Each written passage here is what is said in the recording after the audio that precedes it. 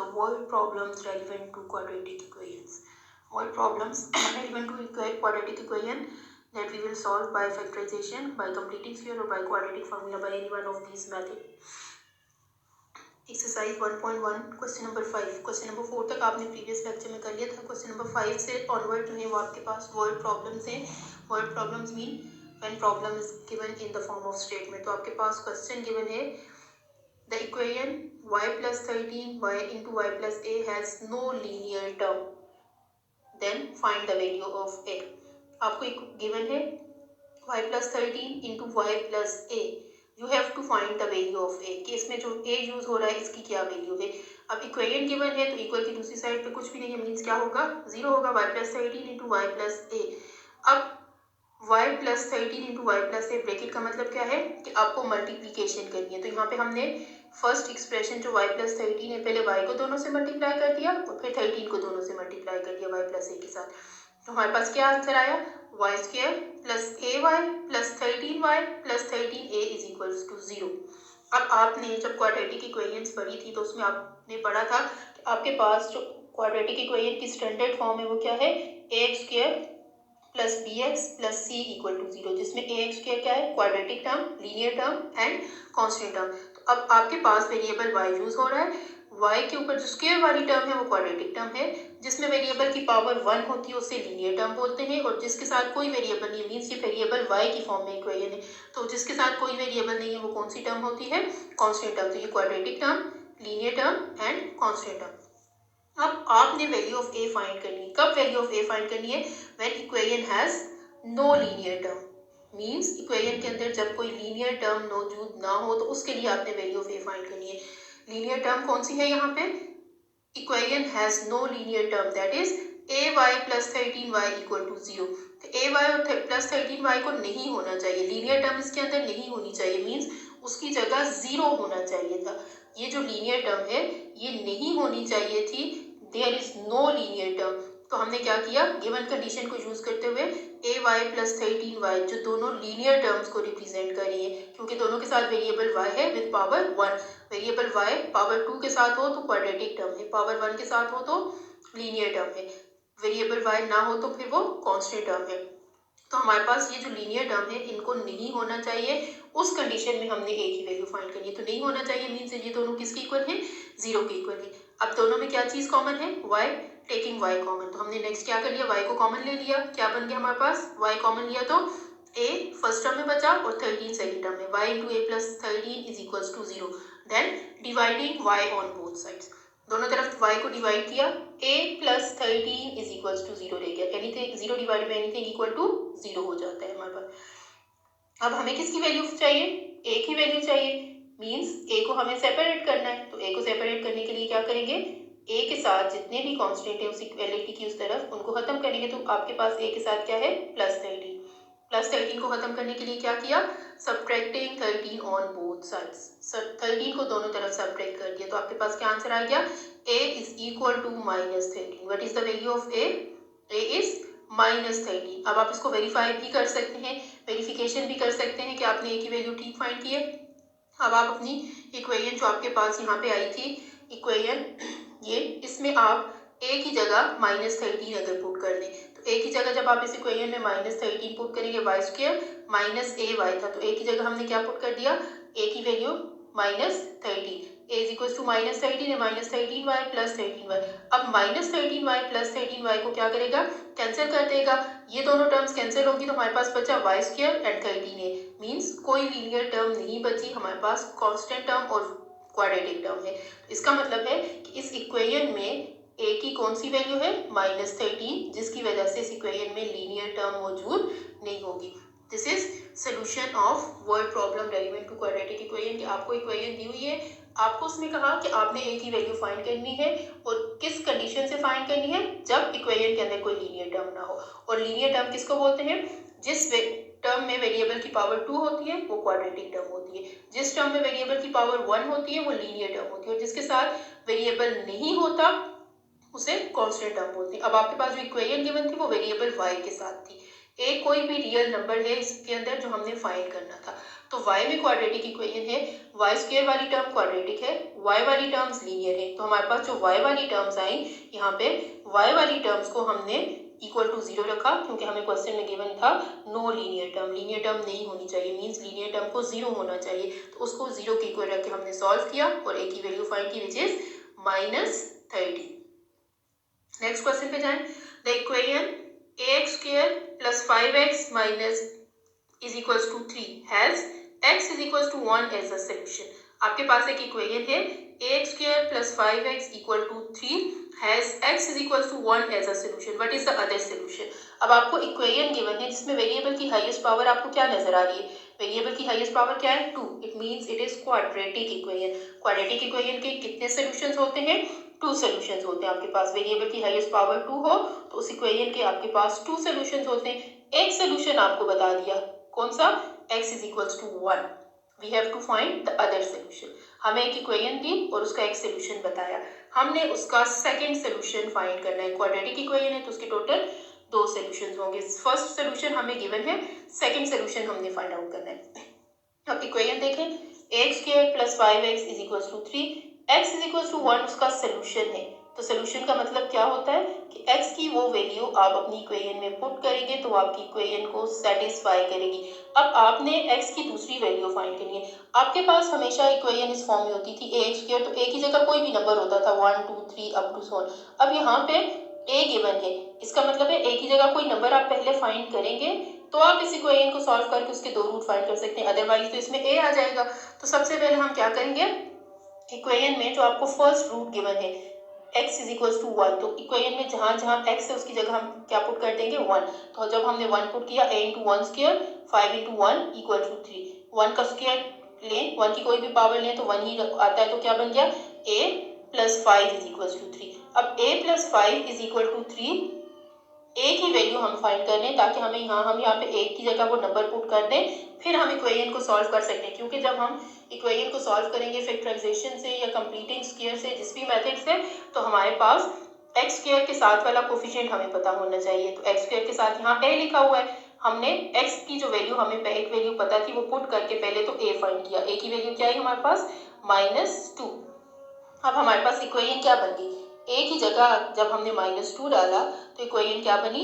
-2x square plus 5x is equal to 3। अब आपके पास ये क्वाड्रेटिक इक्वेशन की फॉर्म में आ गई है, जो आपके पास कोई मैथमेटिकल क्वाड्रेटिक इक्वेशन है। आपके पास ax square plus bx plus c through out सारे वेरिएबल a b c हो तो वो आपके पास स्टैंडर्ड क्वाड्रेटिक इक्वेशन। अब इसमें बाकी सारे नंबर्स यूज हो रहे थे, सिर्फ x स्क्वायर के साथ जो कोफिशिएंट था वो नंबर नहीं था, उसमें a यूज हो रहा था। तो आपने सबसे पहले तो a की वैल्यू फाइंड की कि ये प्रॉपर क्वाड्रेटिक इक्वेशन आपके पास कैसे मैथमेटिकल फॉर्म में चेंज होगी। तो a की वैल्यू हमने कैसे फाइंड की? हमें एक रूट गिवन था, उस रूट को हमने उसमें पुट किया तो हमारे पास एक आंसर आया। अब वो एक आंसर हमने यहाँ पुट किया तो हमारी कंप्लीट प्रॉपर क्वाड्रेटिक इक्वेशन बन गई है मैथमेटिकल फॉर्म में, जिसमें a -2 है, b 5 है और c -3 है।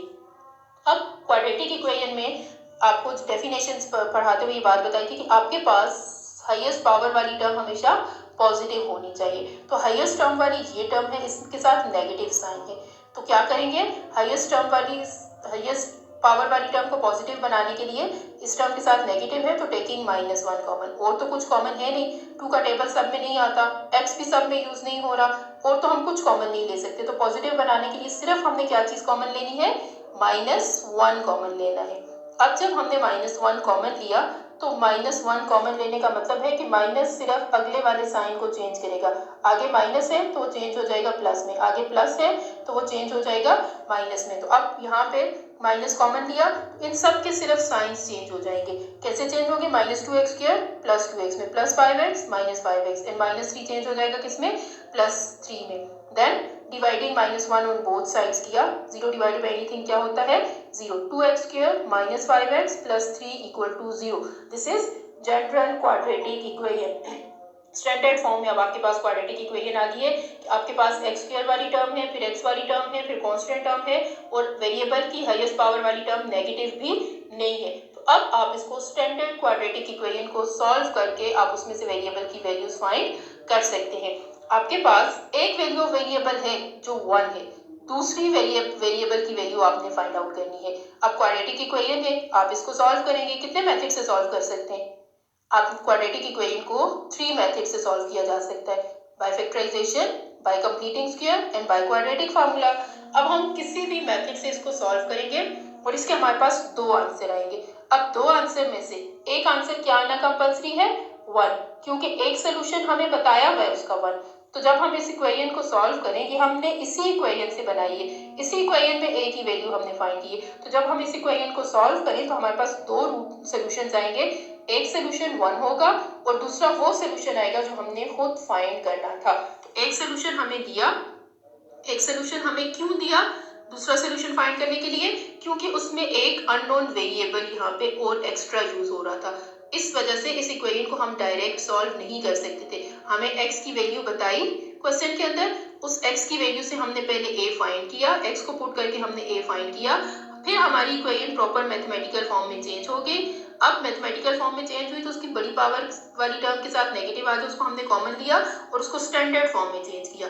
किसी भी इक्वेशन को किसी भी मेथड से सॉल्व करने के लिए स्टैंडर्ड फॉर्म में अरेंज करना कंपल्सरी है, तो हमने उसको स्टैंडर्ड फॉर्म में अरेंज किया। अब हम इसको फैक्टराइजेशन से या क्वाड्रेटिक फार्मूला या कंप्लीटिंग स्क्वायर किसी से भी सॉल्व कर सकते हैं। हम यहाँ किससे सॉल्व कर रहे हैं? फैक्टराइजेशन से। फैक्टराइजेशन क्या है? a मल्टीप्लाई बाई c सबसे पहले फाइंड आउट किया जाता है। a मल्टीप्लाई बाई c यहाँ पे क्या है? 2 मल्टीप्लाई बाई 3 6। 6 के आपने फैक्टर्स बनाने हैं, लास्ट टर्म के साथ प्लस है, तो 6 के वो फैक्टर्स जिनको प्लस करें तो मिड टर्म 5 बन जाए। 6 के कौन से फैक्टर्स हैं? 2 3 आर 6 और 2 और 3 को प्लस करें तो क्या बनता है? 5 बनता है। तो फैक्टराइजेशन हमने की, बाकी सारी वैल्यूज हमने एज इट इज यहाँ से लिखी, सिर्फ हमने ये वाला 5 नहीं लिखा और उसको हमने ब्रेक कर दिया 2 + 3 में, क्योंकि 2 + 3 6 बनता है, जो a मल्टीप्लाई बाई c का आंसर है। अब 2x² - 2x, यहाँ से आगे सिंपल है, यहाँ से आगे आपने प्रीवियस 1 2 3 4 क्वेश्चन जो सॉल्व किए बार बार उसमें ये मेथड यूज किया है। अब क्या करना है? ब्रैकेट को सिंप्लीफाई करना है, -2 को मल्टीप्लाई करना है x के साथ, फिर 3 को भी मल्टीप्लाई करना है x के साथ, तो आपके पास नंबर ऑफ टर्म्स 4 हो गई है। अब 4 टर्म्स का क्या करते हैं? ग्रुप्स बना के कॉमन लेते हैं। तो हमने ग्रुप्स बनाए, ग्रुप्स बना के कॉमन लिया। कॉमन लेने के बाद क्या होना चाहिए? दोनों ग्रुप्स का नॉन कॉमन फैक्टर कंपल्सरी है कि सेम हो। जब वो सेम आ जाता है तो फैक्टराइजेशन ठीक होती है। तो हमारे पास क्या फैक्टर्स बने? x - 1 into 2x - 3 = 0। दो फैक्टर का प्रोडक्ट 0 हो जाए तो क्या यूज की जाती है? जीरो प्रोडक्ट प्रॉपर्टी यूज की जाती है। This implies that either first factor is equals to 0 or second factor is equals to 0. First factor is x - 1 and second factor is 2x - 3. So either x - 1 is equals to 0 or 2x - 3 equal to 0. Now we solve these equations one by one. When we solve first equation, then it gives x is equals to 1. And when we solve second equation, 2x - 3, x को हमें separate करना है, तो हमें separate करने के लिए 2 number से जो शिफ्ट करने की जरूरत है। तो एक्स्ट्रा टर्म 3 है, पहले उसे हमने शिफ्ट किया ऐड करके, क्योंकि -3 था, फिर x के साथ 2 मल्टीप्लाई हो रहा था, उसे शिफ्ट किया डिवाइड करके, तो हमारे पास क्या आया x का आंसर? 3/2। तो हमने अपनी इक्वेशन को सॉल्व किया तो हमारे पास x के 2 आंसर आए, 1 and 3/2। 1 वही आंसर है जो हमें गिवन था और ये आना कंपल्सरी था, क्योंकि हमें जिस इक्वेशन के रूट्स फाइंड करने थे उसमें बता दिया था कि उसका एक रूट 1 होगा। तो हमने जब उसे सॉल्व किया तो उसका एक रूट क्या आया? 1 और उसका दूसरा रूट क्या आया? 3/2। So what is the other root of given equation? Other root or other solution. Root is also known as solution. So other solution is 3/2. Other solution क्या है उसका? 3/2। तो अब आपने वर्ड प्रॉब्लम में आपको डायरेक्ट इक्वेशन नहीं दी जाएगी। वर्ड प्रॉब्लम का मतलब होता है कि आपको स्टेटमेंट की फॉर्म में क्वेश्चन गिवन है, आपने उससे खुद उसकी कंडीशंस यूज करते हुए इक्वेशन बनानी है। तो हमने कंडीशंस को यूज किया। कंडीशन क्या थी? फर्स्ट रूट हमें गिवन था, फर्स्ट रूट को हमने पुट करके पहले क्या किया?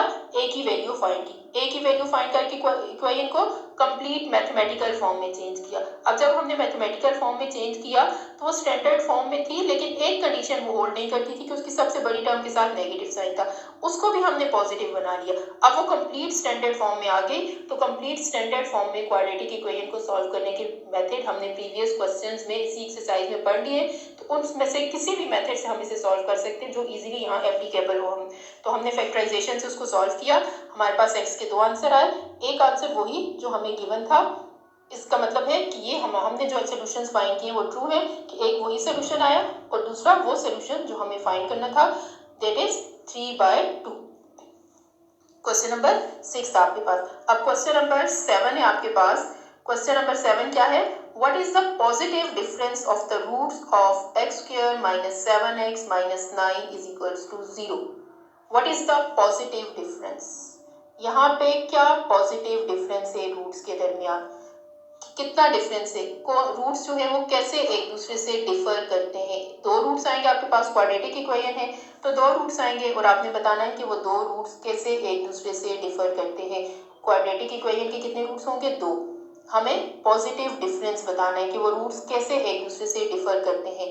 अब क्वाड्रेटिक इक्वेशन हमने गिवन इक्वेशन लिखी जो क्या है? X square minus 7x minus 9 is equals to 0। अगर हम जनरल क्वाड्रेटिक इक्वेशन को देखें तो वो क्या होती है? A square plus b x plus c equal to 0। और हम इन दोनों इक्वेशंस को कंपेयर कर दें तो हमारे पास ए 1 है, बी एक्स के कोफिशिएंट को बोलते हैं जो -7 है और सी कांस्टेंट टर्म को बोलते हैं जो -9 है। अब हम इस इक्वेशन को सॉल्व करें क्वाड्रेटिक फार्मूला से। क्वाड्रेटिक फार्मूला से क्यों करें? अब यहाँ हमने फैक्टराइजेशन क्यों नहीं की? क्योंकि 9 हमारे पास लास्ट में लिखा हुआ है।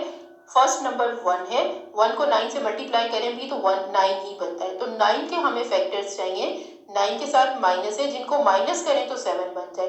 9 के दो ही फैक्टर्स हैं, 9 1s are 9 and 3 3s are 9। दोनों फैक्टर्स में से किसी भी तरह से मिड टर्म कंप्लीट नहीं होती है, मीन्स फैक्टराइजेशन इस क्वेश्चन में पॉसिबल नहीं है। तो ये चीज याद रखनी है कि हर क्वेश्चन फैक्टराइजेशन से सॉल्व नहीं हो सकता, बट कंप्लीटिंग स्क्वायर से और क्वाड्रेटिक फार्मूला से हर क्वेश्चन सॉल्व हो सकता है। और इजी मेथड जो है वो अगर फैक्टराइजेशन नहीं हो रही तो कंप्लीटिंग स्क्वायर के बजाय क्वाड्रेटिक फार्मूला जो होता है वो इजी होता है। उसमें आपने क्या करना है? आपने अपनी गिवन इक्वेशन से ए बी सी की वैल्यूज निकालनी होती है जो हमने फाइंड आउट कर ली है। एक्स स्क्वायर के साथ जो नंबर होगा वो ए, वेरिएबल एक्स के साथ जो नंबर होगा वो बी और कांस्टेंट टर्म जो होगी वो सी है। तो हमारे पास ए बी सी की वैल्यूज आ गई। क्वाड्रेटिक फार्मूला हमने पीछे पढ़ा हुआ है, x is equals to minus b plus minus b square minus 4ac square root whole divided by 2a। Then putting values, b is -7, b square minus 7 square 4ac। Then हमने 4ac किया तो हमारे पास answer आया 49 plus, अब ये जो minus और minus थे ये दोनों मिल गए तो क्या बन गया? Plus 9 4s are 36, 49 plus 36 85 square root. अब 85 स्क्वायर रूट परफेक्ट स्क्वायर नहीं है, मीन्स आपके पास आंसर जो आया वो क्या आया? 7 plus minus 85 square root, 7 plus 85 square root and 7 minus 85 square root divided by 2। Means what is the difference? एक सोल्यूशन जो आएगा वो 85 स्क्वायर रूट प्लस करने से आएगा और दूसरा सोल्यूशन जो आएगा वो 85 स्क्वायर रूट माइनस करने से आएगा। So what is the positive difference of the roots? Roots कैसे एक दूसरे से डिफर करते हैं? रूट्स एक दूसरे से स्क्वायर रूट 85 से डिफर करते हैं। एक में स्क्वायर रूट 85 प्लस होगा और दूसरे में स्क्वायर रूट 85 माइनस होगा। So what is the positive difference of the roots? The positive difference of the root is square root 85। अब आगे हमें सॉल्व करने की जरूरत नहीं है क्योंकि हमसे सिर्फ ये पूछा हुआ है कि इस इक्वेशन के जो रूट्स हैं उनका डिफरेंस क्या है, कैसे वो एक दूसरे से डिफर करते हैं। तो वो डिफर कैसे करते हैं? एक रूट जो है वो स्क्वायर रूट 85 प्लस करने से आएगा और दूसरा रूट जो है वो स्क्वायर रूट 85 माइनस करने से आएगा। So what is the positive difference of the roots? The positive difference is square root 85। Positive difference क्या है यहाँ पे? स्क्वायर रूट 85 जो है वो उसका पॉजिटिव डिफरेंस है। अब आपके पास इसी तरह से क्वेश्चन नंबर 5 6 7 वर्ड प्रॉब्लम थे तो नीचे एक एक्टिविटी दी हुई है। एक एक्टिविटी में आपके पास है verify the answers of exercise 4.1 by online calculator. Online calculator से आपने आंसर्स को वेरीफाई करना है। अब ऑनलाइन कैलकुलेटर, अब तो आप क्लासेस ले रहे हैं और अब ऑनलाइन क्लासेस भी ले रहे हैं, अब तो आपको ऑनलाइन जो कैलकुलेटर भी यूज करना आगे होगा कि आपने यूट्यूब पे जाके गूगल पे जाके आपने ऑनलाइन कैलकुलेटर ओपन करना है। ऑनलाइन कैलकुलेटर में ये इक्वेशन पुट करनी है और इक्वेशन पुट करके आंसर को प्रेस करना है। तो आपके पास अभी आप प्रॉपर जो स्टेप वाइज उसको सॉल्व करके आंसर फाइंड करते हैं, सेम वही आंसर आपके पास डायरेक्ट कैलकुलेटर के थ्रू आ जाएगा।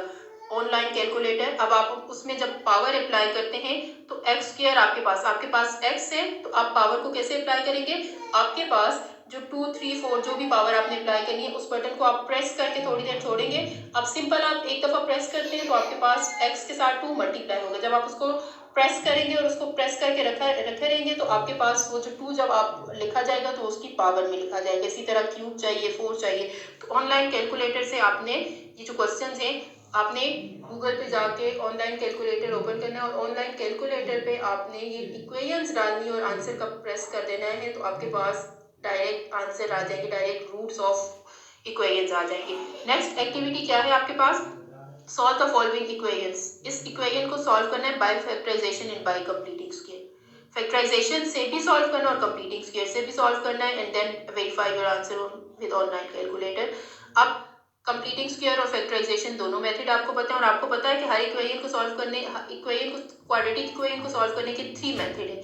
अब उसमें से आपको एक इक्वेशन दी और आपसे कहा आप इसे 2 मेथड से सॉल्व कर सकते हैं, तो क्वाड्रेटिक इक्वेशन 3 मेथड से सॉल्व हो सकती है।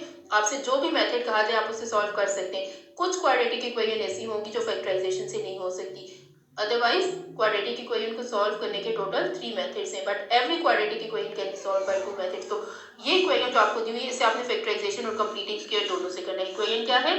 x square minus 8x plus 15। अब यहाँ पे आप इसे फैक्टराइजेशन से कैसे सॉल्व करेंगे?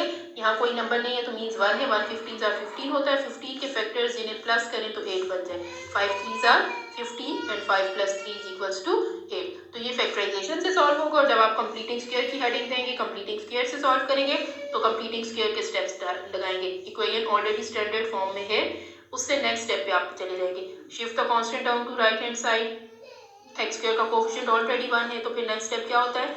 Adding the square of half of the coefficient of x। x का कोफिशिएंट क्या है? 8, उसको हाफ करेंगे तो 8 डिवाइडेड बाय 2 क्या हो जाएगा? 4।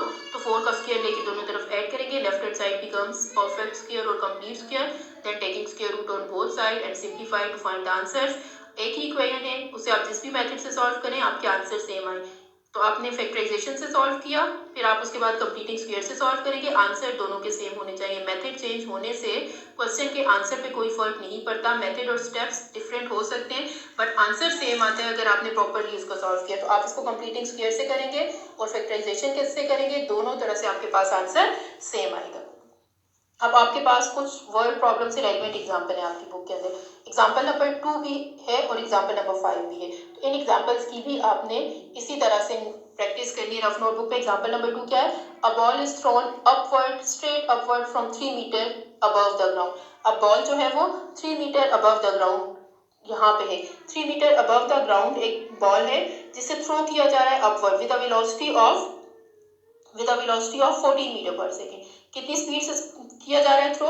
14 मीटर पर सेकेंड। तो मीन वो हाइट पे है, 3 मीटर की हाइट पे है, वो 14 मीटर पर सेकेंड की स्पीड से, मीन 14 सेकेंड उसका टाइम है पर मीटर, हर उसके 14 मीटर पर सेकेंड। तो पर सेकेंड जो है वो किसको रिप्रेजेंट कर रहा है? टाइम को। तो 14 metre per second means 14 t के हिसाब से वो मूव कर रही है। अब आपसे पूछा गया है when does it hit the ground. अब बॉल को जब आप थ्रो करते हैं, ऊपर फेंकते हैं, तो वो ऊपर ही तो नहीं रहती है, वो ऊपर जाती है, ग्रेविटी उसे वापस पुल करती है नीचे, तो वापस फौरन ही ग्राउंड पे आ जाती है। तो ये चीज़ आपने ऑलरेडी फिजिक्स में भी पढ़ी हुई है। तो आप उससे रेलिवेंट ये आपके पास एग्जांपल है कि आप 3 metre above means 3 metre above ground से अबव जो है वो बॉल पकड़ी हुई है, उसको 14 मीटर पर सेकेंड की स्पीड से ऊपर फेंका जा रहा है। आपने बताना है कि वो कितनी देर में वापस ग्राउंड पे आ जाएगी, कितने टाइम के बाद वो वापस ग्राउंड पे आ जाएगी। तो अब आपको क्या फाइंड करना है? हाइट को यूज करते हुए आपने टाइम फाइंड करना है कि आपके पास 3 मीटर अबव द ग्राउंड आप 14 मीटर पर सेकेंड की स्पीड से ऊपर फेंकेंगे तो वो कितने टाइम में वापस ग्राउंड को हिट करेगी। अब आपने यहाँ पे जब भी किसी चीज को ऊपर थ्रो करते तो एक्सेलरेशन पॉजिटिव है, वापस आपने नीचे, वापस जब वो चीज आएगी तो वो नेगेटिव एक्सेलरेशन के साथ आएगी। तो आपके पास फॉर्मूला क्या होता है? Half AT square. अब जब वो ऊपर गई तो हाफ AT स्क्वायर होती है, लेकिन जब वो वापस आएगी तो माइनस हाफ AT स्क्वायर है। तो हाफ AT स्क्वायर A की वैल्यू क्या होती है आपके पास?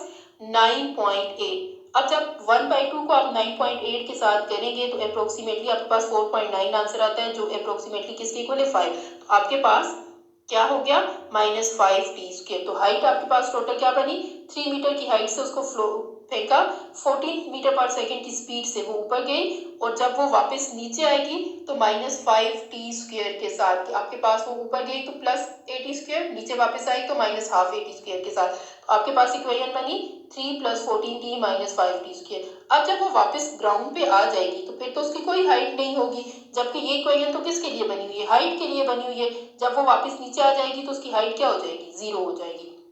3 मीटर की हाइट पे वो थी, फिर वो 14 मीटर की स्पीड से ऊपर गई तो 3 के साथ 14 मीटर पर 14 जो है वो ऐड हो गया।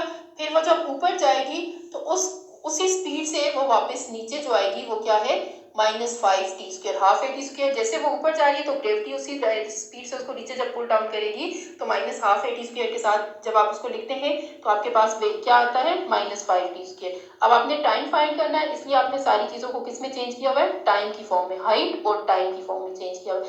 अब जब वापस वो ग्राउंड को टच करेगी तो उसकी हाइट 0 हो जाएगी। तो आपके पास ये जो इक्वेशन बनी इसको आपने डिसेंडिंग ऑर्डर में अरेंज कर लिया।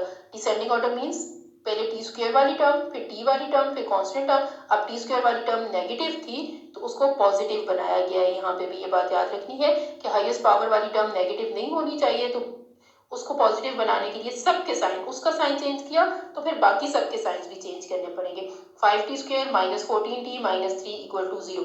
अभी आपके पास t की फॉर्म में क्वाड्रेटिक इक्वेशन बनी, इसको सॉल्व किया हुआ है। 5 3 = 15 आपके पास आता है, उसको सॉल्व किया, उसके फैक्टर्स बनाए और उसको सिंप्लीफाई करके उसके जो फैक्टर्स आए वो क्या है 5t + 1 एंड t - 3। जब सिंप्लीफाई किया तो दो आंसर आए आपके पास, 5t + 1 = 0 एंड t - 3। 5t + 1 को सिंप्लीफाई करें तो t = -1/5 होता है, जो -0.2 है। तो टाइम कभी भी नेगेटिव नहीं होता, मीन्स वो कुछ ना कुछ टाइम तो यूज करेगी, ऊपर जाएगी फिर वापस नीचे आएगी। तो कितना टाइम उसने दिया, ऊपर भी गई बॉल, फिर ऊपर से उसी स्पीड के साथ नीचे आई, तो उसने जो टाइम दिया वो क्या है 3। नेगेटिव को निगलेक्ट कर देना है क्योंकि नेगेटिव यहाँ पे पॉसिबल नहीं है।